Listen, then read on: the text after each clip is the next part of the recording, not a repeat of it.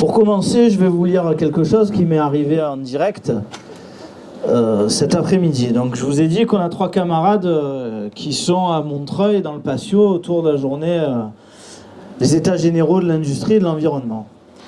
Et donc la camarade qui m'écrit, elle me dit en direct de l'industrie et de l'environnement, travailler avec les syndicats et les associations en lien avec le territoire pour mener de front la justice sociale et le climat. Traiter d'abord ça avant d'aller discuter avec le patron. Moi, je crois que quand on a une camarade qui écrit ça, ça veut dire des choses. Ça veut dire que les camarades, je m'adresse à tous ceux qui n'ont pas pris la parole aujourd'hui. Les témoignages que nous avons eus, ils doivent nous servir de repères, mais pas de leçons. Parce que ce que nous allons écrire tous ensemble, c'est l'avenir. C'est le CNR 2.0. C'est le décloisonnement. Alors c'est quoi ce fameux décloisonnement ? Ce fameux décloisonnement, les camarades, c'est qu'on ne peut pas, dans la plus grande organisation syndicale de ce pays, continuer à travailler les uns à côté des autres. On ne peut pas s'éviter. On est condamné à discuter entre nous, à élaborer des projets révolutionnaires, à prendre possession des entreprises quand on peut. On est condamné à se former. On est condamné à s'émanciper. On est condamné à ce que les intérêts des uns soient mes propres intérêts. On est condamné à ce que j'ai un bureau de poste, à ce que j'ai des camarades du commerce, qui travaillent dans des bonnes conditions. On est condamné à ce que l'hôpital public soit ouvert. On est condamné à ce que les urgences soient ouvertes partout sur le territoire. On est condamné à être plus intelligent. On est condamné à l'effet de répétition. Et pour ça, il faut décloisonner. On est condamné à l'effet de répétition. L'effet de répétition, voilà ce qu'il est. L'effet de répétition, c'est que de ces réunions-là, nous allons entreprendre et répéter au plus proche de nos syndiqués. Et pour ça, il faut arrêter de renoncer. Voilà, arrêtons tous ensemble de renoncer. Ne renonçons pas à aller au contact. 100 camarades dans une salle de la CGT.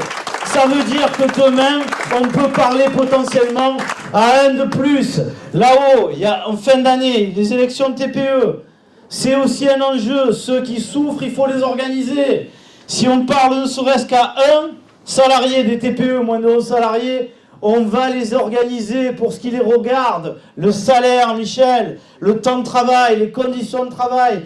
Donc, ce tous ensemble, ces conditions du tous ensemble, ce qui a été possible il y a 80 ans, nous allons le reconstruire, mais en nous décloisonnant, idéologiquement, organisationnellement et en se formant. Parce que nous restons la forme et la force organisée la plus nombreuse de ce pays. Loin devant les partis politiques, et oui, si nous ne travaillons pas nos propres consciences, nous ne créerons pas les conditions de nos engagements dans la force politique, parce qu'il faudra une traduction politique à un moment ou à un autre, que ce soit par le mouvement social et toutes ses composantes, ou par l'action politique. Mais si nous ne le conscientisons pas à partir de nous, si nous renonçons à l'élévation, si nous versons dans la médiocrité, parce que vous comprenez, c'est comme ça. C'est la fatalité. Il n'y a rien de fatalité quand on arrive à détacher et à sortir, et ça on a quand même réussi à l'imposer au patronat. Vous êtes sur du temps de travail à la CGT, dans les murs de la Bourse du Travail, pendant le temps de travail. C'est toujours vrai.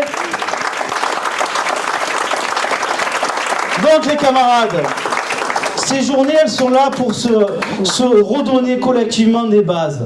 Ces journées elles sont là pour être répétées. Ces journées elles sont là pour faire ce qu'on peut faire dans tous les domaines, y compris par l'action juridique. Tout ce qui peut être arraché doit être arraché. Et donc on va les répéter ces journées. Et en plus de ça, d'être intelligent, on va se faire plaisir, on va se faire du bien.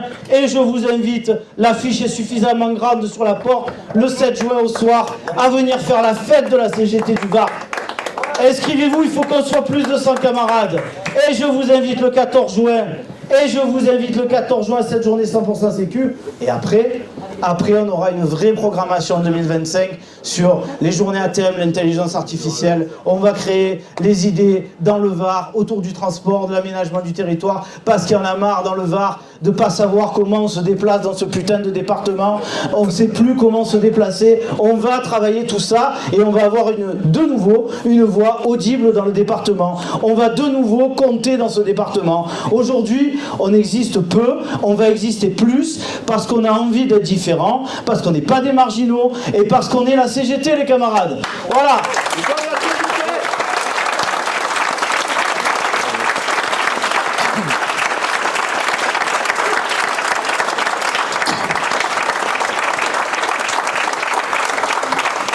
Donc merci à toutes, à tous d'avoir participé. Provoquez cet effet de répétition. Dites bien que ces journées, elles sont intéressantes, qu'on grossisse, qu'on soit obligé de changer de lieu bientôt. Voilà l'objectif, le premier objectif atteignable. Ensuite, je voudrais remercier donc les camarades. Donc Jean-Pierre qui toute la journée a filmé la captation.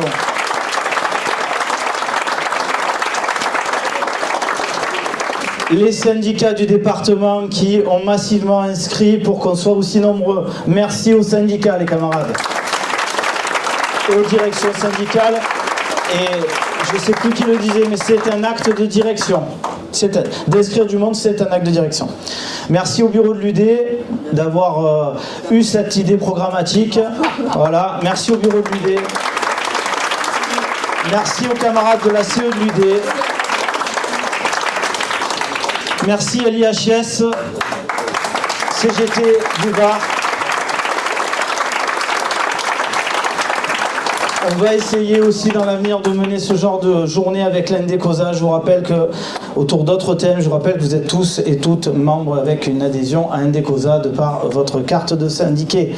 Voilà, merci à toutes, à tous.